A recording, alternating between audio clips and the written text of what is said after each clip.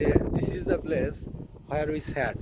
এই জায়গাটিতে আমরা বসেছিলাম এবং বসে এই ক্যানেলের যে সৌন্দর্য সেটা উপভোগ করার চেষ্টা করছিলাম, কিন্তু হঠাৎ করে আকাশ মেঘাচ্ছন্ন হয়ে গেল, ক্লাউডি হয়ে গেল এবং বৃষ্টি পড়তে শুরু করলো। তখন আমরা রিটার্ন যাওয়াটা অনেক কঠিন, কারণ গ্রাম তো অনেক দূরে, যে কোনো গ্রাম এই পাশ থেকে অনেক দূরে। পরে এখানে একটাই বাড়ি, সেই বাড়িতে আমরা আশ্রয় নিয়েছিলাম। বৃষ্টি হয়ে গেল, এখন এই যে এখনো মেঘলা আছে, তো এসে এখন আমরা আবার দাঁড়ালাম। হ্যাঁ মামা বলো। দেখুন কত সুন্দর একটা আবহাওয়া, বাতাস হয়েছে, মেঘলা একটা সময় লেকের পাশে বসে থাকা এটা বা ক্যানেলের পাশে বসে থাকা আসলে একটি সুন্দর মুহূর্ত। দেখুন কত সুন্দর, অনেক সুন্দর পরিবেশ।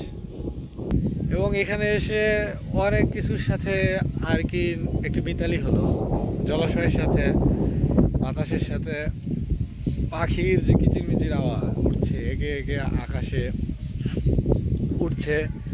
তারপর এ দেখুন ওখানে একটি নৌকা, ওই যে একটি নৌকা দেখতে পাচ্ছেন, ওই নৌকা দিয়ে এটা মাছ ধরার কাজে ব্যবহৃত হয়, শুধুমাত্র মাছ ধরার কাজে ব্যবহৃত হয়, বা ও পারও বোধ হয়ে যায়।